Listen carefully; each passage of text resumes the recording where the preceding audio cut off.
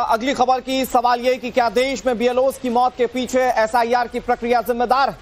पिछले दिनों चुनाव आयोग ने देश में कई राज्यों में एसआईआर की प्रक्रिया लागू कर दी। इस प्रोसेस को पूरा कराने की जिम्मेदारी बूथ लेवल ऑफिसर्स के कंधों पर है। इसी दौरान देश भर में बीएलओस की मौत की खबरें आने लगी।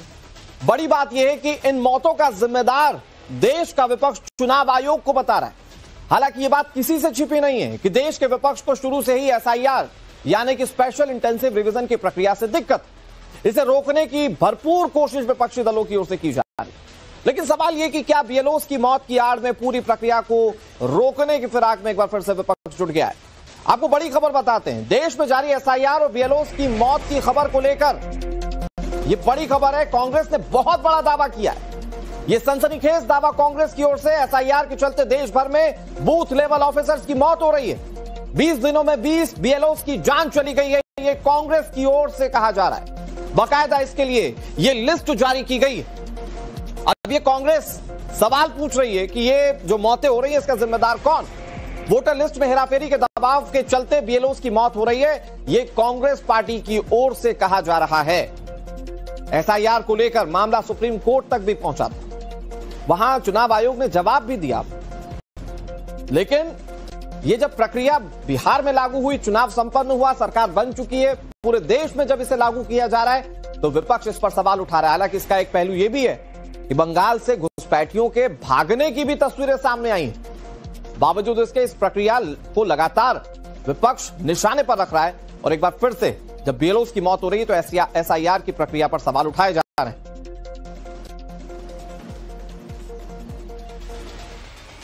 देश में जब से एसआईआर की प्रक्रिया शुरू हुई तब से ही विपक्ष इसे मुद्दा बनाने की कोशिश में जुटा हुआ है। कांग्रेस पार्टी ने पहले ईवीएम के खिलाफ अभियान छेड़ा, लेकिन अब मामला एसआईआर तक जा पहुंचा है। एसआईआर को विपक्ष गलती बता रहा है कि वोट चोरी का इससे अच्छा साधन हो ही नहीं सकता। साथ ही एसआईआर प्रक्रिया में शामिल बीएलओस की मौत को लेकर कांग्रेस के नेता बहुत आक्रामक हो गए और सीधे सीधे चीफ इलेक्शन कमीशन और सरकार पर इसका ठीकरा फोड़ रहे हैं। कांग्रेस के नेताओं की ओर से इस पर क्या कहा जा रहा है, मैं आपको सुनाता हूं। भाई आप ये कहते रहो एसआईआर घुसपैठिया, बिहार में कितने घुसपैठिए निकले बताओ तो। एक घुसपैठिए का नाम नहीं दे रहे एसआईआर में जो निकल कर आए हो। हमें तो ये नहीं समझ में आ रहा गृह मंत्री बार बार अपनी विफलता क्यों बताते हैं साहब कि मेरे रहते हुए घुसपैठिए आ गए देश में। एसआईआर विपक्ष का मुद्दा नहीं है, माफ कीजिएगा। एसआईआर इस देश के एक एक वोटर का, एक एक नागरिक का मुद्दा है। देखिए आप बीएलओस पर ही आ जाइए, कितने बीएलओस आत्महत्या कर रहे हैं। नोएडा में यहां पड़ोस में 67 बीएलओस पर एफआईआर करा दी गई डीएम द्वारा। बीएलओस पर किस तरह का दबाव, किस तरह का प्रेशर डाला जा रहा है?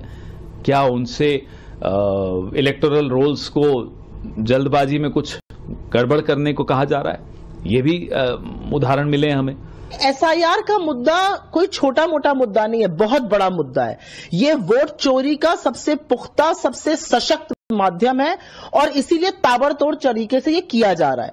हम तो पलटकर सवाल पूछना चाहते हैं कि उन 20 दिनों में 7 राज्यों में करीब करीब 20 बीएलओ की मौत हो चुकी है। कुछ इतना ज्यादा प्रेशर है कि लोग मर रहे हैं, हार्ट अटैक हो रहा है, कुछ लोग आत्महत्या कर रहे हैं, लिखकर आत्महत्या कर रहे हैं कि इतना प्रेशर है। ये प्रेशर क्यों बनाया जा रहा है? इस बात का चुनाव आयोग जवाब देगा कि नहीं देगा? इन मौतों का जिम्मेदार कौन है? इन मौतों के जिम्मेदार ज्ञानेश गुप्ता और नरेंद्र मोदी हैं। इन मौतों का जिम्मेदार का जब सवाल आता है उस पर कोई कुछ बोलता नहीं है। ज्ञानेश गुप्ता वैसे बहुत ज्ञान देते हैं, बीएलओ की लगातार मौत हो रही है, उस पर एक शब्द नहीं बोल रहे हैं। जुबानी तौर पर कैसे निशाना साधा कांग्रेस पार्टी ने, यह आपने देख लिया, लेकिन जो लिस्ट जारी की गई है उसको देखना बहुत जरूरी है। कैसे बीएलओ की मौत हो रही है, देखिए ये कांग्रेस की लिस्ट है और उसमें दावा किया जा रहा है कि अरविंद जो बीएलओ थे उन्होंने आत्महत्या कर ली है, गुजरात के रहने वाले। रमेश की मौत हो गई, ये भी गुजरात के रहने वाले। शांति ने सुसाइड कर लिया, पश्चिम बंगाल की रहने वाली थी।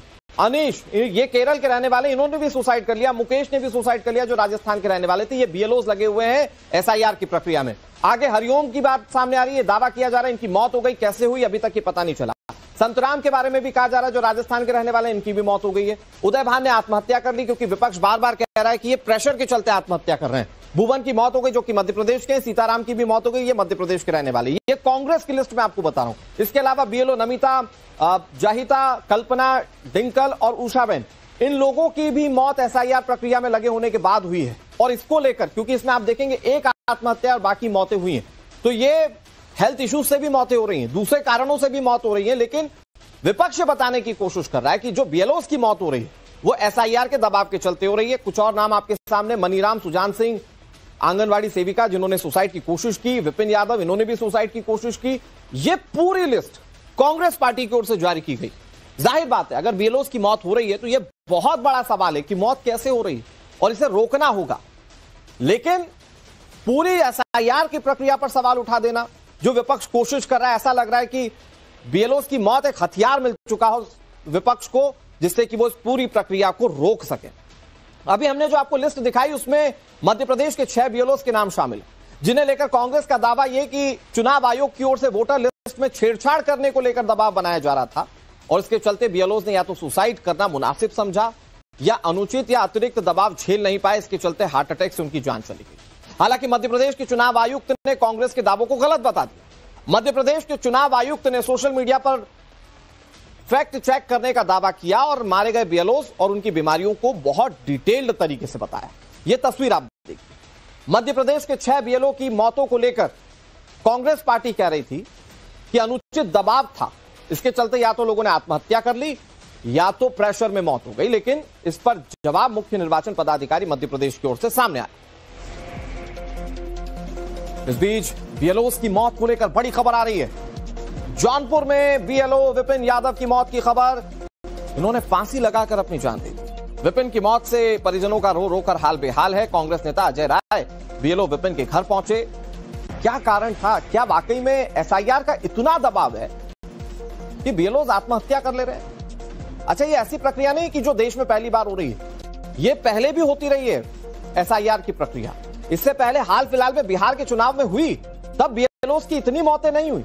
अचानक से बीएलओस की मौत होना बहुत सारे सवाल खड़े कर रहा है। जौनपुर में जो बीएलओ अब नहीं रहे दुनिया में, उनके परिवार की तरफ से क्या रिएक्शन आ रहे, जरा देखिए। हमारे बेटे लास्ट टाइम कब आपकी बात हुई थी उनसे? कल सुबह बात हो गई थी, बात हमने किया, हमने इसको बहुत समझाया आपका बेटा ये बहुत बड़ी काम नहीं है, काम होगा धीरे धीरे करना, तुम जो ऐसे काम मत करना, कदम मत उठाना। तनाव में था वो। हाँ, तनख्वाह भी नहीं मिल रही थी, तनाव बहुत था, इधर उधर अपना काम चला रहा था।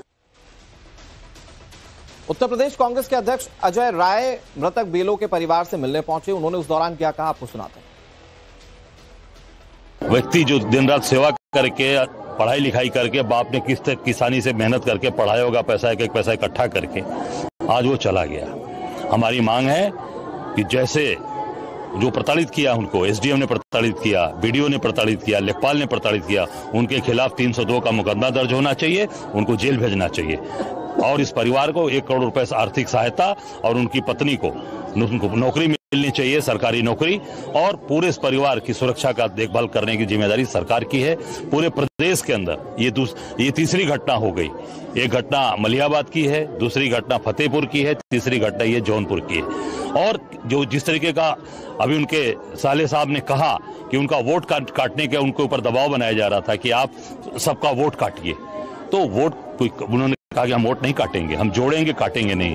तो जोड़ने का काम ये सरकार पूरी तरीके से जो बैठी है, चुनाव आयोग, ये मिलकर आज पूरे देश को तबाह कर रहे हैं, पूरे देश को बर्बाद कर रहे हैं।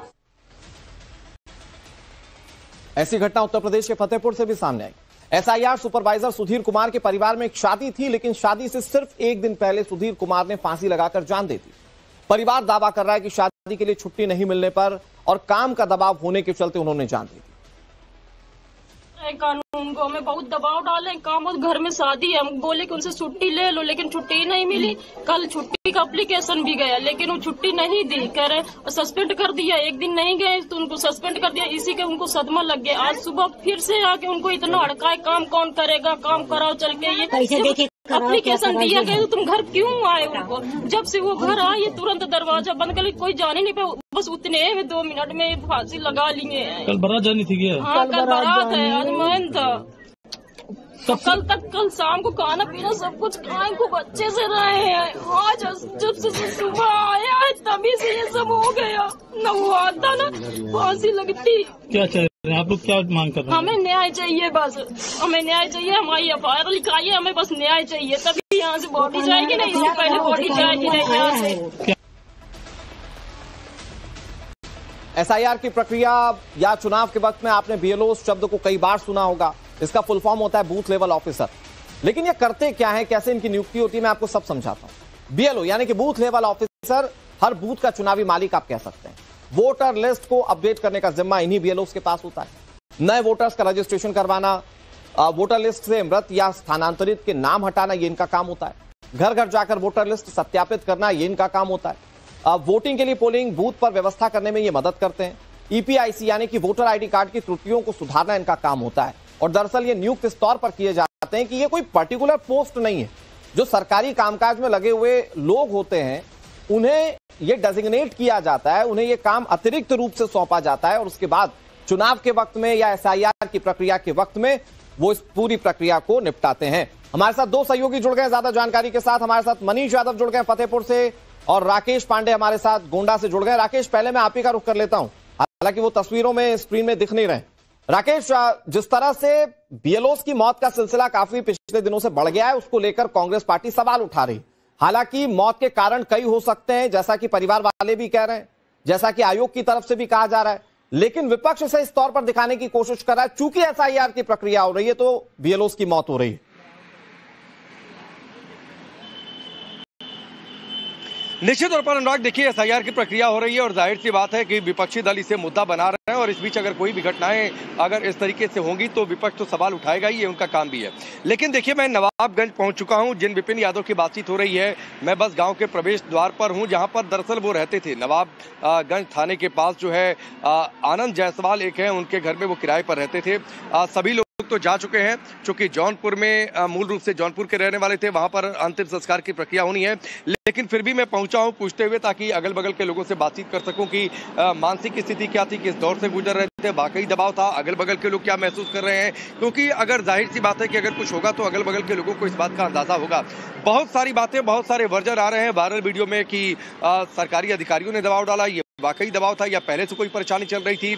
हमारे एक जान परिचित के हैं, उन्होंने बताया कि पहले से भी कुछ उन्हें दिक्कत थी। अब इस बात में कितनी सच्चाई है, ये सब कुछ जांच का विषय है और जांच का विषय है और इसीलिए जमीनी हकीकत जानने के लिए मैं यहाँ पर पहुंचा हूँ। वो रिपोर्ट भी अब से थोड़ी देर बाद भेजूंगा और मैं लोगों से बातचीत करूंगा, तब जाकर पता चलेगा कि वाकई पहले से कोई मानसिक दबाव था, कोई परेशानी थी या फिर वाकई सरकारी दबाव के चलते इस तरीके से घटना या इस तरीके का कदम उन्होंने उठाया है।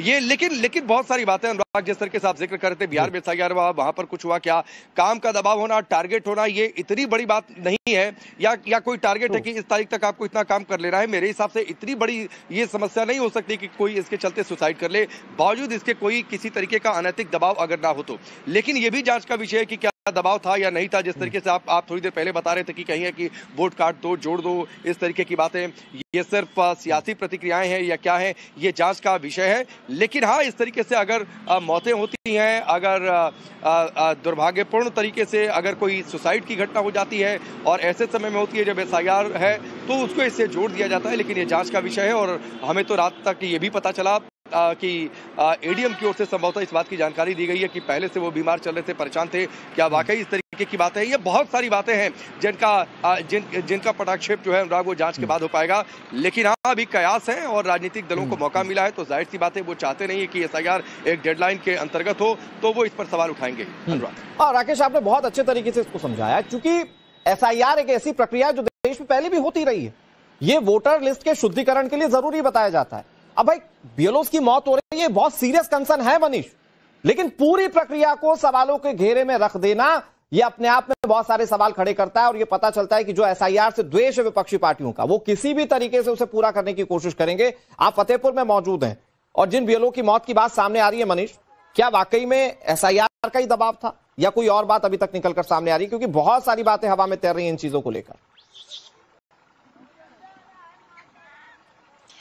देखिए अनुराग, परिवार के दावे अलग हैं, हालांकि प्रशासन अपने स्तर पर जांच कर रहा है। जो मोटी बात निकलकर सामने आई है, जो लेखपाल संघ का भी कहना है कि जो संबंधित एसडीएम है उनका व्यवहार ठीक नहीं है, जिसके चलते कई कर्मचारी और भी परेशान रहते हैं। चूंकि राजस्व विभाग का जिम्मा पूरा ये लोग देखते हैं, तो ऐसे में राजस्व विभाग में काम बहुत ज्यादा रहता है, तो अधिकारी का रवैया ठीक न होने के चलते कई बार व्यक्तिगत तौर पर ऐसी टिप्पणियां होती हैं जिससे व्यक्ति आहत हो जाता है। इस मामले को भी उसी एंगल से भी पुलिस प्रशासन के अधिकारी पड़ताल कर रहे हैं। पारिवारिक एंगल भी हो सकता है, उस मामले में भी जांच की जा रही है। हालांकि परिवार का दावा है चूंकि शादी उनकी आज होनी थी और शादी के दौरान अवकाश की बहुत जरूरत होती है, तो अवकाश न मिलना अवसाद की एक वजह हो सकता है।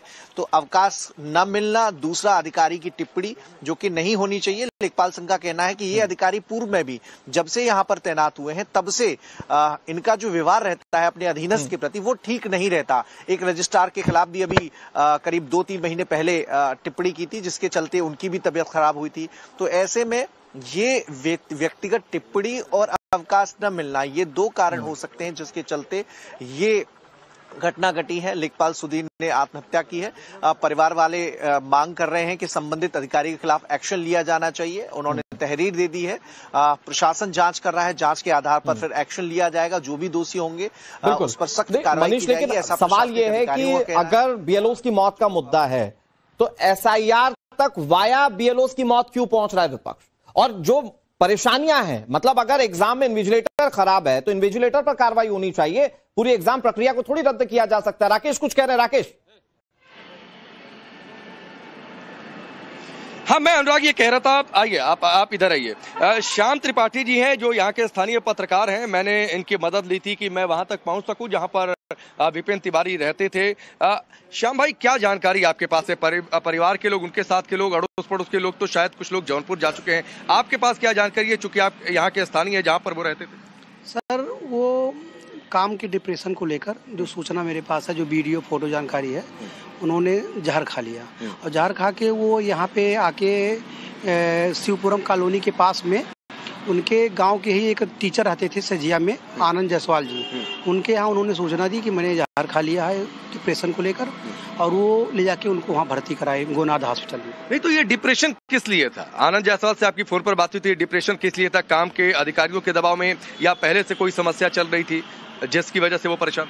एक टीचर है, नाम नहीं बताएंगे, वो साथ में पढ़ाते हैं। उन्होंने बताया कि एसडीएम साहब और बीडीओ साहब का प्रेशर ज्यादा था कि काम को जल्दी से जल्दी समेटा जाए, तुम्हारे ऊपर मुकदमा लग जाएगा। शायद इसी बात को लेकर वो ज्यादा डिप्रेशन में आ गए और ये उन्होंने इस घटना को। तो ये प्रेशर इतना था काम का या डेडलाइन का प्रेशर इतना था कि कोई ऐसा कदम उठा ले? अब सर, वो कुछ लोग बता रहे हैं उनके घर की भी कुछ मेंटली प्रॉब्लम रही होगी, लेकिन ये जो प्रथम दृष्टिया जो सूचना आई है वो प्रेशर में थे। मतलब घर में कोई समस्या पहले से चल रही थी जिसको लेकर वो तनाव में थे और उसमें ये इस काम का दबाव? हाँ जी, ये कुछ घर का भी दबाव था, लेकिन इस काम को लेकर सारे बीएलओ दबाव में हैं और जो शिक्षक हैं, जो बीएलओ हैं, वो बता रहे हैं कि इतना प्रेशर देते हैं कि आम आदमी बस का झेलना नहीं है, और शायद वो झेल नहीं पाए, इसीलिए यादव जी ने ऐसा घटना अपने साथ। यहाँ पर क्या किराए पर रहते थे? हाँ, किराए पर रहते थे। कृपाराम यादव एक टीचर हैं, उन्हीं के यहाँ कोल्ड स्टोर तिराहे पर किराए पर रहते थे और आज सभी लोग मिट्टी में गए हुए। जौनपुर सब लोग चले गए। जिस विद्यालय में पढ़ाते थे उस विद्यालय को लेकर कोई? ये जैतपुर माझा प्राथमिक विद्यालय है, यहाँ से पड़ेगा 2-2.5 किलोमीटर। अब वहाँ तो बंद होना चाहिए, लेकिन अभी मैं गया नहीं, पता नहीं करना पड़ेगा। और कोई ऐसी बातचीत जो आप साझा करना चाहें, आपको जानकारी हो कोई ऐसी बात? इस घटना में बहुत कुछ कहना ठीक नहीं होगा क्योंकि उस विषय में जानकारी नहीं है, उसने कब किया, क्यों किया, कैसा किया, और क्या कुछ हो जाए, कोई बात निकल जाए तो अच्छी बात नहीं है। आप देखिए अनुराग, जो श्याम भाई बात बता रहे हैं कि यहाँ के स्थानीय पत्रकार हैं, वो ये कह रहे हैं कि बहुत सारी चीजें, कुछ लोग ये भी कह रहे हैं कि घर में कुछ समस्या चल रही थी, घर में अगर समस्या चल रही थी तो क्या उसमें इसने कैटलिस्ट का काम किया, दबाव आया, एक डेडलाइन तो है कि आपको यहाँ तक एसआईआर की प्रक्रिया को पूरी करनी है, उस दबाव में दोनों चीजें एक साथ जो है वो ज्यादा डेंजरस हो गई। बहुत सारी बातें हैं, बहुत सारे तार हैं जो एक दूसरे के साथ इंटरलिंक्ड हो रहे हैं। ये जांच होगी और उसके बाद जब पर्दे खुलेंगी तो शायद ये तस्वीर साफ हो सके कि आखिर ऐसा क्या दिमाग में आ गया था कि ये एक बहुत गंभीर मसला है कि आखिर बेलोस की जान कैसे जा रही है। लेकिन ये कहना कि चुनाव आयोग एसआईआर की प्रक्रिया को हटा दे, इससे विपक्ष का ये एजेंडा पता चलता है कि कैसे वो लोग जो एसआईआर के खिलाफ थे अब एक नया मुद्दा ढूंढ रहे ताकि एसआईआर फिर रुक जाए। इधर एसआईआर को लेकर समाजवादी पार्टी गंभीर आरोप लगा रही है। एसआईआर के दौरान सपा वोटर को 3 नंबर पर डाला जा रहा है, ये कहा गया। मतलब एसआईआर को लेकर समाजवादी पार्टी बहुत गंभीर आरोप लगा रही है। वो कह रहे हैं कि जो वोटर्स है सपा के, उनको पर्टिकुलर एक वार्ड में डाला जा रहा है। विधायक है प्रदीप यादव जिन्होंने गंभीर आरोप लगाए हैं।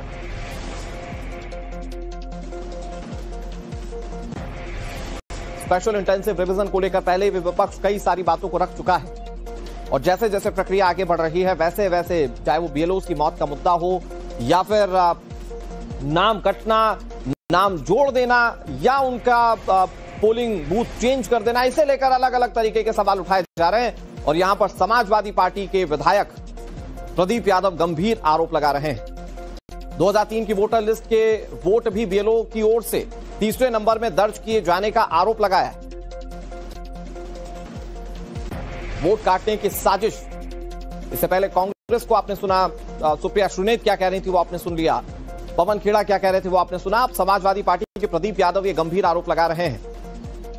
वो कह रहे हैं कि जानबूझकर वोटर्स जो हैं वो पर्टिकुलर बूथ से हटा दिए जा रहे हैं जिससे कि वोट प्रभावित हो सके, जिससे कि नतीजे प्रभावित हो सके, वोट काटे जा रहे हैं।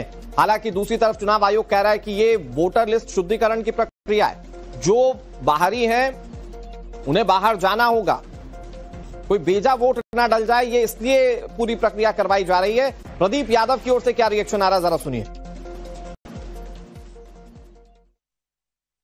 दिव्यापुर में मैंने कई बार चेक किया, अछलदा ब्लॉक और फफूंद ब्लॉक और फफूंद नगर ब्लॉक, सॉरी, फफूंद में और अछलदा ब्लॉक में ज्यादातर फार्म बीएलओ 3 नंबर में डाल रहे हैं और 3 नंबर साइड जो है उसमें बाद में वो वोट निरस्त हो जाएगा।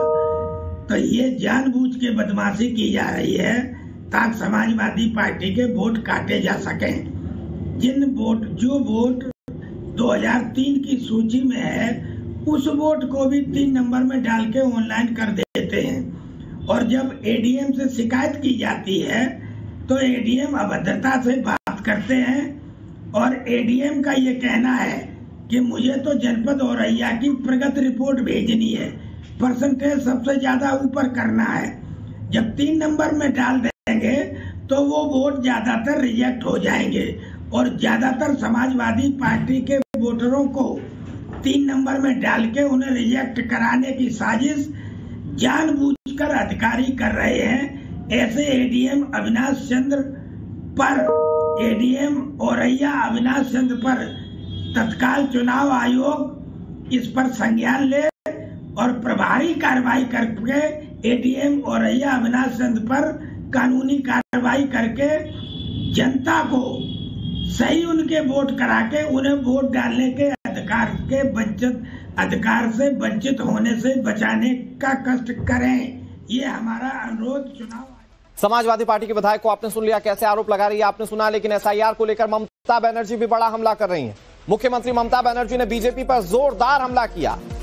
ममता बनर्जी कह रही है बीजेपी मुझे मेरे खेल में मुझसे लड़ नहीं सकती, बीजेपी मुझे हरा नहीं सकती है। ममता बनर्जी कह रही है मुझ पर हमले पर कोशिश की तो नींव हिला दूंगी, मतलब मुझ पर हमले की कोशिश की तो नींव हिला दूंगी। ममता बनर्जी क्या कह रही है जरा सुनिए। চিরকাল সরকারে কেউ থাকে না, 2029 বড়ই ভয়ঙ্কর, তোমাদের সরকার থাকবে না। শকুনি মামারা সেদিন কোথায় পালাবে এখন থেকে ঠিক করে জায়গা রেখে দাও। আমায় বাংলায় আঘাত করলে, কারণ মানুষকে আঘাত করলে আমি মনে করি আমাকে আঘাত করছে, আমাকে আঘাত করলে আমি সারা ভারতবর্ষ হিলিয়ে দেব, এটা মাথায় রেখো। ইলেকশনের পরে আমি একটু দেশটা চষে বেড়াবো। अगला चुनाव पश्चिम बंगाल में ही है और यहां भी एसआईआर की प्रक्रिया बहुत तेजी से चल रही है और इसी एसआईआर की प्रक्रिया को लेकर कैसे ममता बनर्जी निशाना साध रही बीजेपी पर वो आपने सुना। अभिषेक हमारे सहयोगी ज्यादा जानकारी के साथ जुड़ गए। अभिषेक, लेकिन पश्चिम बंगाल की मुख्यमंत्री ये बात कह रही है, ये वो राज्य है जहां पर बांग्लादेशियों के जाने की या उनके उस इलाके को छोड़ने की साक्षात तस्वीरें सामने आ चुकी हैं।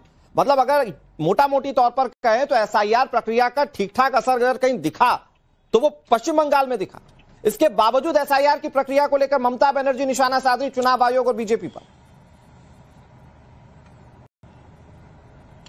देखिए बिल्कुल 12 राज्य और यूनियन टेरिटरीज हैं जहां पर ये एसआईआर अभी हो रहा है बिहार के बाद, और जिस तरीके से बिहार में जो रिजल्ट आया था उसके बाद से ही जो विपक्षी खेमा है उसके अंदर कहीं ना कहीं एसआईआर को लेकर खलबली मच गई है। पश्चिम बंगाल में अगले साल चुनाव होना है, उसकी तैयारियों में सारी पार्टियां जुट गई हैं और जो सबसे बड़ा मुद्दा अभी पश्चिम बंगाल में नजर आ रहा है वो एसआईआर ही नजर आ रहा है। कारण यह है कि कल बोंगाव में भी जिस तरीके से ममता बनर्जी की रैली थी और ताबड़तोड़ उन्होंने जो विपक्ष पे हमला किया और जो जिस तरीके से सबको एक साथ आने के लिए जो संदेश है वो दिया, और जो अभी सत्तारूढ़ पार्टी है यानी कि भारतीय जनता पार्टी है वहां पर हमला करते उन्होंने कहा कि अगर कोई बंगाल में उनकी नींव हिलाने की कोशिश करेगा तो पूरे देश में वो भाजपा की नींव हिला देंगी। ऐसे में जो तस्वीरें हमने हाकिमपुर बॉर्डर से देखी थी जो कि नॉर्थ 24 परगना का डिस्ट्रिक्ट है, और वहां से बड़ी संख्या में जो बांग्लादेशी मूल के लोग थे वो वहां से जब अपने बांग्लादेश जा रहे थे तो ये साक्षात प्रमाण था कि पश्चिम बंगाल के अंदर जो बांग्लादेशी हैं वो मौजूद हैं।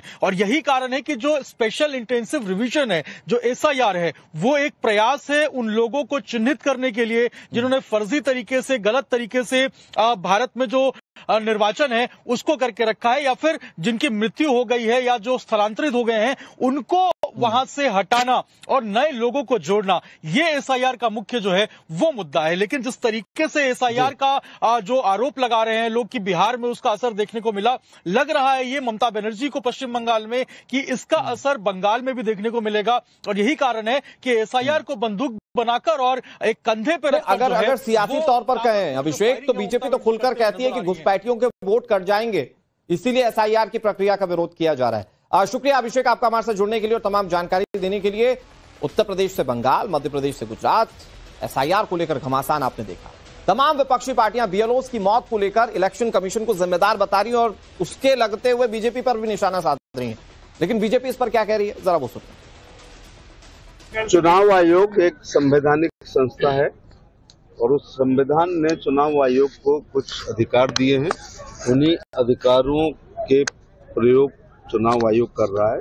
एसआईआर देश में कोई पहली बार नहीं हुआ है, ये यदा कदा होता रहता है। जो लोग विदेशी घुसपैठियों को भारत का नागरिक बनाते हुए मतदाता बनाना चाहते हैं उनको एसआईआर से दिक्कत है। ऐसे लोग जब भारत के नागरिक होकर मतदाता बनेंगे तो कहीं ना कहीं डेमोक्रेसी प्रभावित होगी। अरे भाई बंगाल, मैं आपको कह रहा हूँ ये बात बिहार में भी बोलते थे ना, क्या हो गया उनका? और कह दीजिए ममता दीदी को कि मैं बक्सर का फांसी का जो रास्ता जिसे बिहार को टांगने का काम किया था वही रास्ता लेकर के बंगाल भी पहुंच रहा हूँ, और बंगाल में पूरी तरह से उनका जो कुशासन है, जो उनका जंगल राज बंगाल में फैलाए हुए है, उस जंगल राज को हम भारतीय जनता पार्टी के लोग और बंगाल की जनता निश्चित रूप से उनको उस कुशासन का भी समाप्ति होगा। कोई नींव नहीं हिला देंगे। वो वहाँ की सरकार भ्रष्टाचार की सरकार है, घुसपैठियों से के बल पे चलने वाली सरकार है, वहाँ की सरकार कटमनी की सरकार है, बंगाल की सरकार। For more of such videos, do like, share and subscribe to ET Now Swadesh.